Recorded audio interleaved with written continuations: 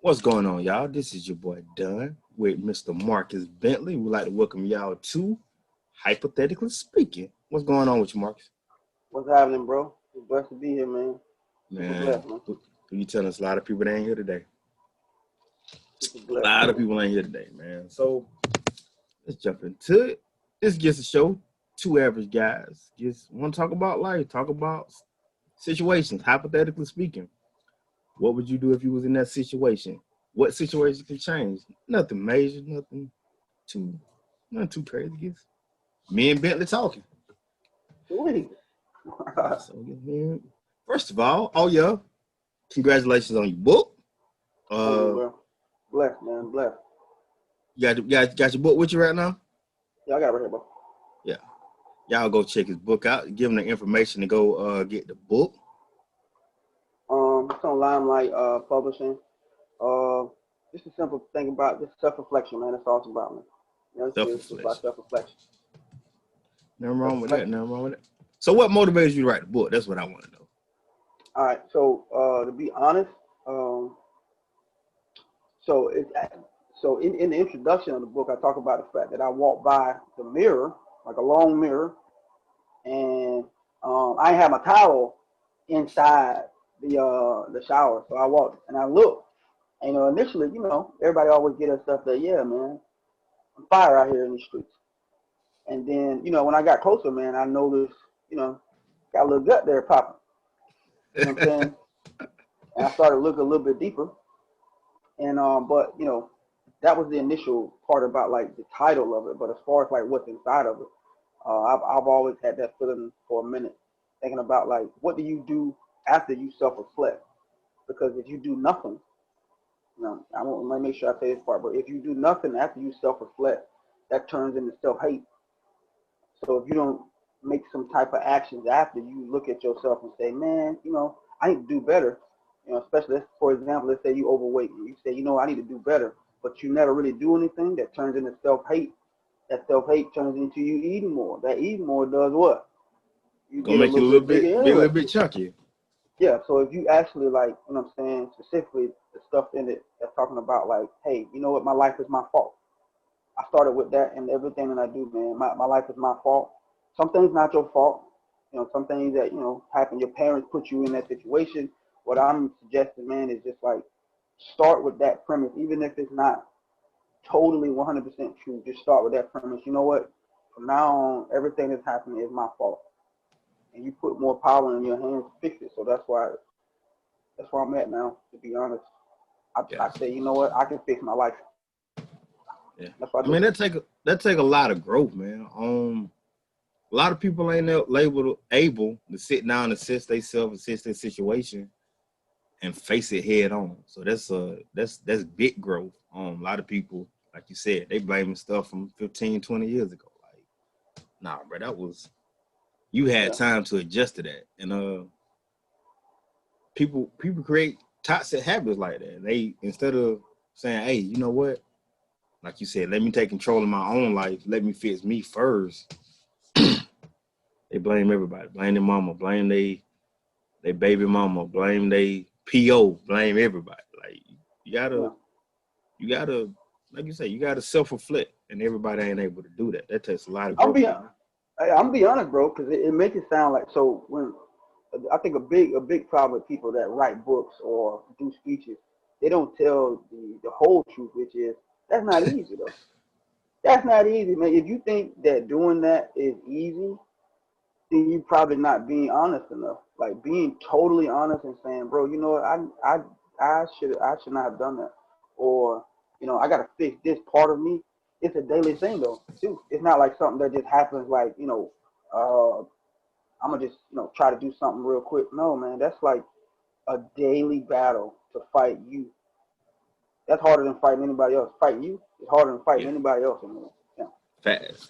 That is highly accurate. Very, very highly accurate, man.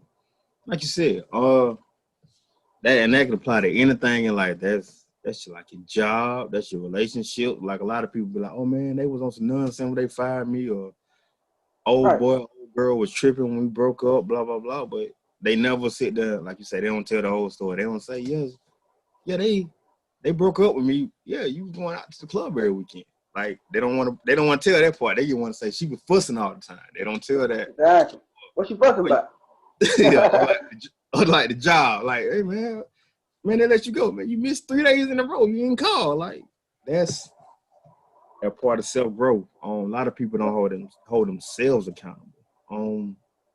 So yeah, that's kind of tough. But like I say, man, I'm proud of you, man. That's a lot of growth to do, man. That's a lot of growth. Everybody ain't able to do that. Everybody's not able to do that. All right, so cool. So, all right, let's jump into our first topic. We're gonna jump off with the subject of finances. What's the best way you think people can change their financial situation? What you think about that? So, I'm gonna be honest, man. It's the same thing as the book in the first place. Then you gotta look at what you spending money on. You know what I'm saying? A big misconception is there's not enough money being made in the first place. What I would say, man, I know for a fact when I used to work at Applebee's, man, I used to have this guy. His clothes was the freshest clothes. He had, I'm talking about every shirt would look better than any shirt I had. I'm pretty sure his whole closet cost 5 to 6 times as much as my, maybe more than that, because I never really was on, like, whatever, because I was spending money on other stuff like my kids, bills. But how he lived, he was getting a ride to work with me. So you know what I'm saying. So what threw me, you know what I'm saying. Hopefully one day, man. I hope you never see this podcast, but it's true, bro. Like, just being honest. The problem I had was, he was always this feeling of like, this job, is not enough, and But I was trying to figure out how you have so much time to go to the mall all the time, and always got the newest, freshest outfit. I think for me, I look at that same situation. Like, I used to be a huge shoe guy. Like, shoes once a month, every other, you know what I'm saying? Like, constantly, and like $200 shoe, $175 shoe. But it's like, first of all, you buying all that stuff, who are you trying to impress? That's the first thing. You impressing people that's not important. You impressing people that don't care. Like, if you got a mansion or you stand in a box, they don't care. But, oh man, he got them J's on. He got them block, and it's like you impressing people. But for me, like you said, I was kind of like that guy, man. I had some fresh shoes, fresh outfit, man. My bank account was like, if I had to put all the money I spent in shoes in my bank account, man, I might be close to being a millionaire right now. But like you said, I think our problem is on that front. We so worried about impressing the wrong people, like priorities. I ain't gonna say it's wrong. I'm gonna just say everybody got their priorities. Yeah. So is your priority saving money, stacking for the future, or is your priority to look good for complete strangers? Because think about it. Like, you buy an outfit and you go to Applebee's, you go to the club, you whatever. These people you see, you ain't gonna see them again. Or you do see them, like, it ain't like no bond. It's just a random guy or girl that you seen that you know. So, and like you said, people don't realize how much money they blow. Going out to eat every day. Just whatever. We blow a lot of money and then we say, oh man, I ain't got no money. But the way I look at it, when you got $20 to last you 2 weeks, you stretch that. But when you got $200 to last 2 weeks, you blow that. That's a whole 180 until you get back to 20, and then you say, man, this job need to do better. You know what I'm saying? So on top of that, right? I'm make sure I get clear this away before somebody right now thinking, I am not advocating that you shouldn't dress nice. By all means, my brother, my sister, go ahead and do that. But what I'm saying is this feeling of I got to stun on them. Listen, most of the time you're stunting on people who are in the same situation as you. So you got this feeling that you got to show off in front of people who are in the same predicament as you. I'm gonna be completely honest. A chick put me on game. We went on a date, and I just got some LeBron, $200 shoes. She like, oh, them shoes nice. And then she said, how much you paid for them? I'm like, $200. She like, oh, that's too much for some shoes. So then I myself sat down and processed that. I was like, so I'm really out here impressing dudes. Because females don't care about the shoe. As long as you match, as long as you clean, you nice, you smell good, you good. But we out here buying like the average female. I think it's changed over the years, but I think the average female doesn't know the difference between some Jordan 1s, some flu games, or Space Jam. They don't know the difference. They just know you look nice. So therefore, ultimately, we buying shoes, we impressing dude because the dude be like, oh man, he got them flu games that came out. Yeah. Who are we really impressing? So, and that's the same thing. Or feeling like we have to stunt. To what end, man? So what that? I said that's the thing. To what end? Like, you're doing that to do what? Like, what is the end goal? or like liquor, like even liquor. You see people go to the liquor store. I seen 5 dudes struggling to scrape up change for a bottle of Hennessy just so they can say, man, I had some hen. We turned to hen. I'm like, man, if I can't afford hen, man, I'm gonna get bottom shelf. But I think initially in our community, to change your financial situation, you got to start worrying about the next person. Exactly. I seen a Michael Kors belt at Buddy's. So you willing to pay or rent a pocketbook just to stunt, and you spending twice as much the pocketbook worth. That's just I think for us, we just I ain't gonna say his name, but it's a guy I know. He sent me an email a while back, and it was like a financial planner, and it broke down every dollar that you make, every dollar that you spend. And I think that's another thing in our community. We don't budget honestly. We say, I got my light bill, I got my cable bill, I got my car insurance, my car note, this, that. So we only account to the major bills. So we don't acquire in that. Like I said, I go to Chick-fil-A or Zaxby's every Monday, Thursday, and Friday. Yeah. You know what I'm saying? Like, so we don't count that into the equation. That's $350 a month. What? That's $350 a month. Once you add up all that, like, I mean, just think about it, bro. If you spend 3 times a week, $10, and then random stuff. That's what I'm saying. The variable expenses is what kills your budget, not the fixed expenses, not the ones that's like every time. No, the variable ones that's like, hey, let's go here, $62 here. 3 days go by, $25 here. Man, if you look at that, so I'm gonna be honest, I'm guilty of that myself. Like I literally have to like. So people think that writers, bro, and I hate to plug the book again, but people think that writers have this perfect day. I think I'm perfect. No, brother, I'm telling you, that daily look in the mirror, bro, that's what it is. It's daily. Yeah. Because I literally looked at my bank account, bro, like about 2-3 months ago, and that's what I saw. You know, I'm on the base, so I'm like, I saw PX, Popeyes, PX, and it was all $23, $13, $14.92. It's like, I mean, after a while, I was like, that's more than like 3 of my bills. Yeah, like you said, even myself, get off work, got food at the house. Like my mom used to say, man, y'all got food at the house. But you know what? I got McDonald's money today. I'm gonna stop by and get me some. I'm gonna stop by and get some McDonald's, like you say. That adds up. That's like you said.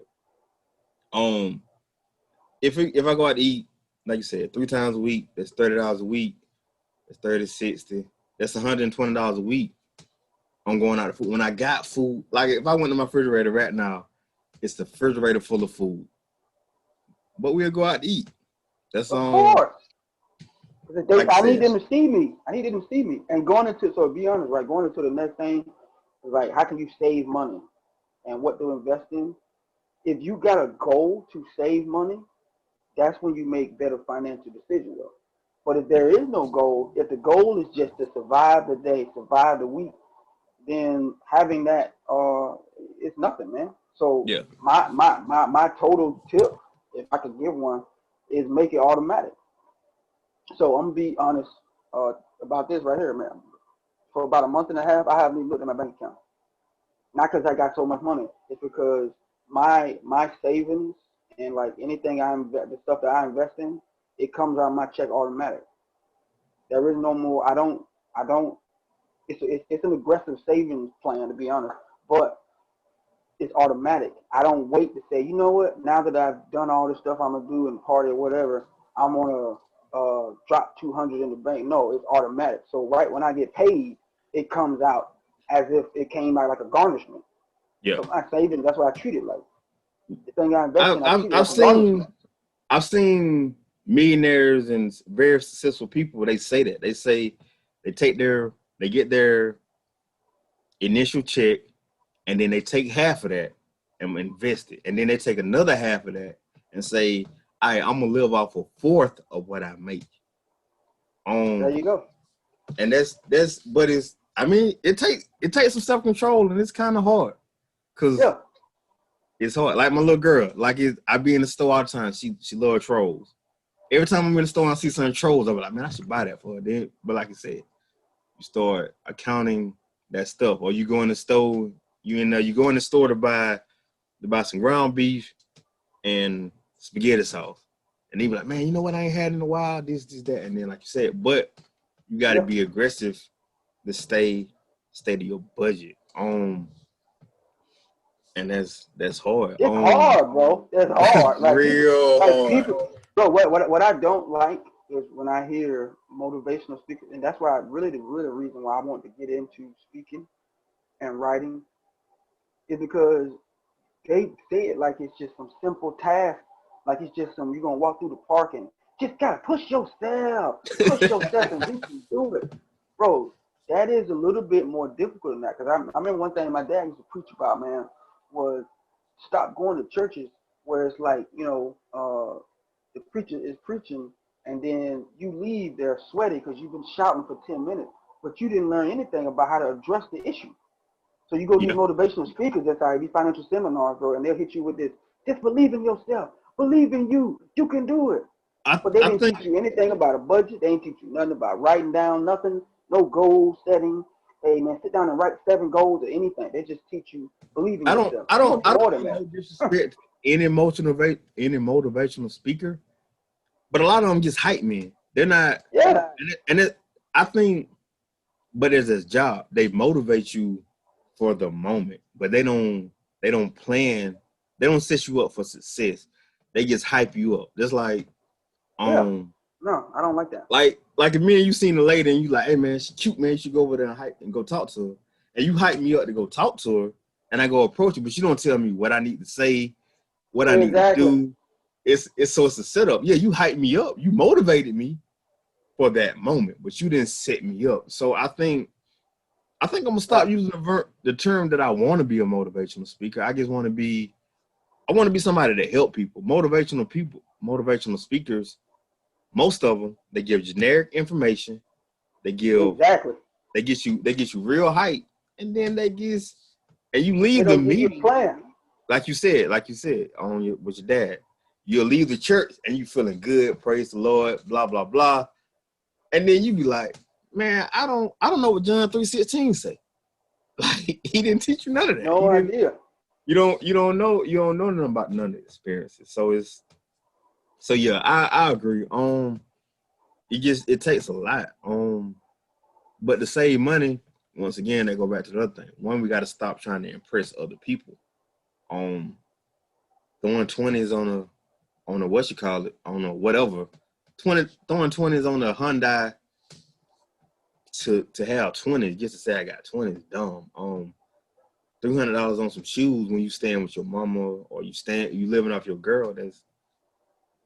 So you know what I'm saying? Save you money, invest. And I also think that as a community, once we start saving money, once we start investing in the right things, our community, the grade of our community will upgrade, because you can buy stuff, you can invest. Let me ask you a question though. The dude that rides around, you know what I'm saying? I'm married, so I don't really matter to me. But the dude that rides around, as far as talking about investing and saving his money, the dude that rides around in his raggedy whatever, right? How is he viewed compared to the dude that doesn't save money, who is a layoff away from whatever, who looks super nice. How is he looked at? How is he viewed? You know what I'm saying? And the thing is, I believe that right now, unless you change the narrative around somebody talking the way that you're talking, that isn't going to change, because that guy, he is a minority in that situation, because you look at other people who are praised, and then you over there like, hey man, I'm trying to get people to do better, and then eventually I'm gonna have to change the way I think or get away from these people because I feel terrible because I'm judged for the fact that I'm around here talking about, hey man, let's put our money somewhere where it'll work. I believe that we got to put more of an emphasis on praising those people, man, in the community, like period. That has to be a bigger thing. It's crazy. It's really crazy. Like you said, that guy that everybody looks at, says he's crazy, and goes home to a $300,000 house while he's driving a 2008 Honda Accord. Exactly. They look at him like he's crazy. But the dude with a Lambo that's living in the trailer park, like, oh man, you seen Bentley with that new Lambo, and like you said, it's a crazy scenario. It's, which leads into our next topic, what to invest in. It's crazy that we're gonna take clothes or a weekend out. If I go to Atlanta for a weekend, the older me, the younger me, I'm gonna buy an outfit. I'm gonna buy an outfit, so guaranteed I'm gonna buy some brand new shoes. I'm gonna buy me a fitted. I'm gonna buy me an outfit. So right there alone, that's $250. Then the gas to go to Atlanta, that's $30. To get a room, because I can't drive from Atlanta because I've been out all night. So that's another $150 for a room. The actual night out, that's another $100, $200, depending on if I'm solo or I'm with a lady or I'm with my guys and we drinking, we going out to eat afterwards. So in the course of one weekend, you might blow $500, and if you got it, there's nothing wrong with it. Or if you just want to blow it, perfectly fine. That's not my point. My point is, you can blow $500 to $1,000 in a weekend and be cool with that. But when somebody say, let's get an LLC, let's get a business, let's put something in the community that's gonna make us money, they look, no man, that's stupid. Exactly, bro. They like, oh man, you can get your LLC. I can't get it. I can't understand then, it. On top of that, a lot of people don't know, you can get you an LLC, you can get you a license, a business license. And a lot of the stuff that you buying, you spending, one, you can, which they don't teach us in school. A lot of that stuff, now you can get a lot of stuff wholesale because you have a license. You can get discounts on stuff because you got LLC. You can own, or you can write it off as your tax. A lot of people don't understand that. Exactly. But I'm stupid for having a business, but you get spent $1,000, and then like I said, if you go to the club, somebody spills some brown on your shirt, that shirt ruined. You might get that look out, but you can't. Now you don't spend $50, $60 on a shirt that you can't even really wear no more. You scuff up your J's or your LeBrons or whatever, they ain't fresh no more, and they have no value at all. Yeah. So, invested. This gets crazy. Yeah. Let's move on because me and you will be talking all day about this. Yeah. I say invest in yourself, bro. Yourself. That's the biggest investment.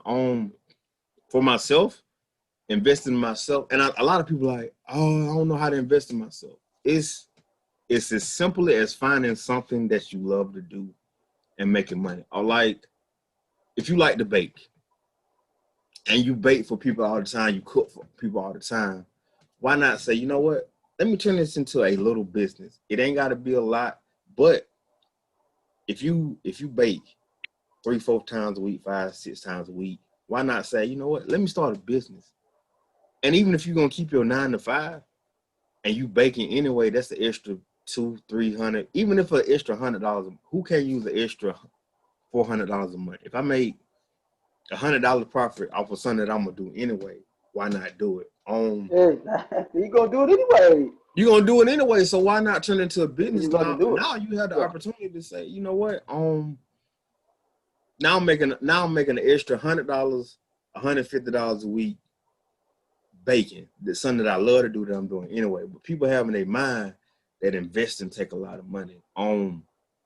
It really does it. Like if you, especially like in this online era, it don't take a lot to invest. You can start an online site, Facebook. You can get on Facebook, start you a page, you can sell off your page. And now you're making an extra 150.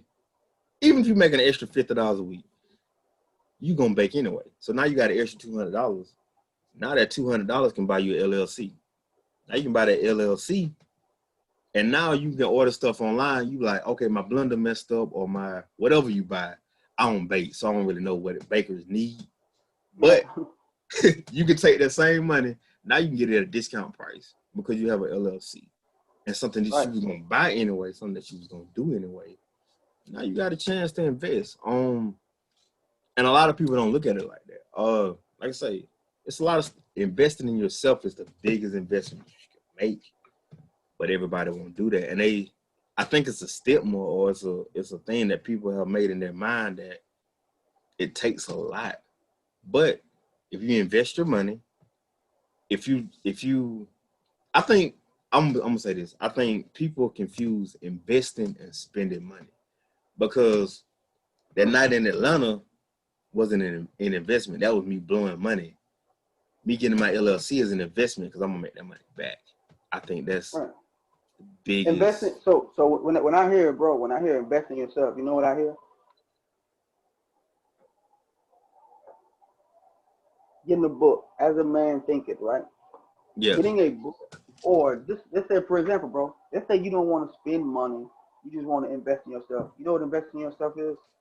Reading bro, it's so much free out here. You can go on YouTube right now and watch a video on doing anything in any industry at all. Right now, right? I sent somebody a link, and he was asking me about writing a book. There is literally right now, not even joking, a guy who I forgot his name. I mean, if somebody asked me, I'll send it to him.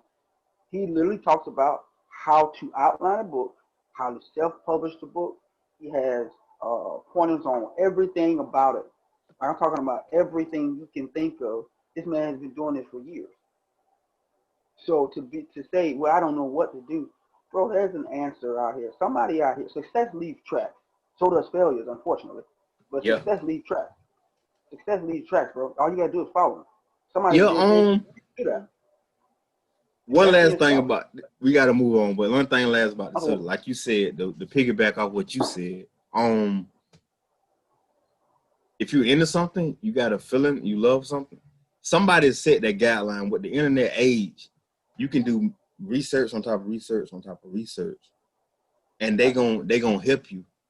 And like I said, I think a lot of people get scared, but this is one way that I process information. It might not work for everybody.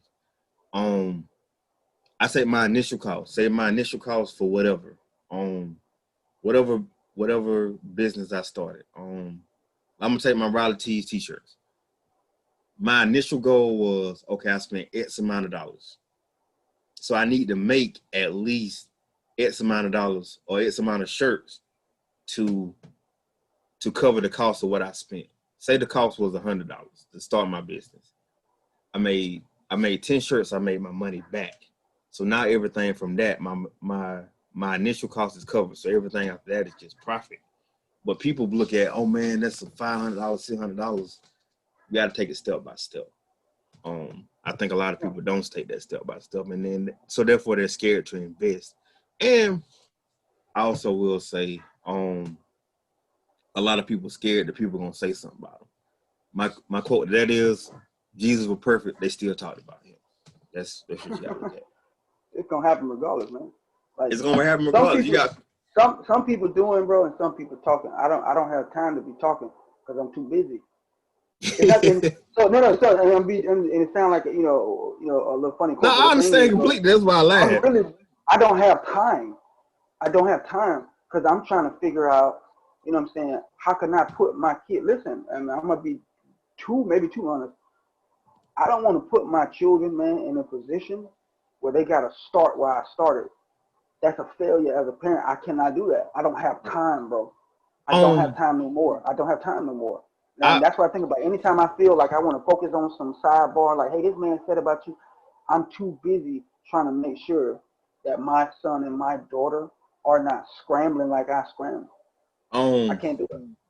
First of all, I owe an apology to all the kids or all the parents that we went to school with, and we were like, they silver spoon, blah, blah, blah. But after I became a parent, I understood that you don't want your kids to be spoiled, but you don't want your kids to struggle. You want your kids to have a better life than you. But as kids, we don't understand that. We like, oh, they silver spoon, spoiled, blah, blah, blah. But like you said, and that's another reason why I myself was like, let me invest in something, because the way my business is set up, if I die, if something happens to me, my daughter's still straight. She's you know what I'm saying, I love her situated where she always has a job. She already has a business in her name. So so like if I die, she's still gonna be straight and she don't have to struggle whether I'm here or not. I mean, I hope I'm here. I plan to be here, but life happens. And so like you said, I don't have time to sit there and worry about the Joe Blow, because like I said, we gotta go to the next subject. My biggest thing or the biggest thing that I saw was when Papa John got fired. I tell everybody this. They get tired of me saying this. If Papa John got fired from Papa John's, what good am I to a business? So I have to set my daughter up, situated financially, so that if I lose my job, I'm still able to provide for her. If I lose my life, I'm still able to provide for her. So, a lot of people don't understand that, but a lot of people, they will invest 50 to 60 hours a week in a job, but won't invest 20 hours a week in themselves. They don't got time. I don't understand. How you ain't got time? That's whatever, bro. Work harder on yourself than you do on your job, bro. I heard the best advice. That man said, work harder on yourself than you do on your job. And when working on yourself, so fixing yourself, kind of ties into your book.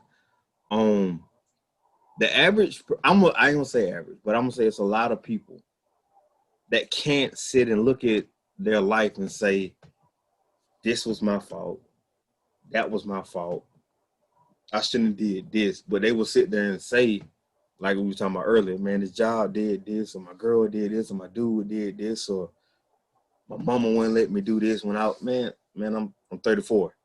If I'm still blaming stuff my mama did when I was in high school, that's a problem. I see people that's been to prison, been to jail, and they flip their life around. But some people, same thing some people use as a crutch, some people use as motivation. But you got to be real with yourself and fix yourself. Like, be able to look at a situation, analyze yourself, and be like, you know what? I could have did it. Even in a situation, you can look at it and say, even though you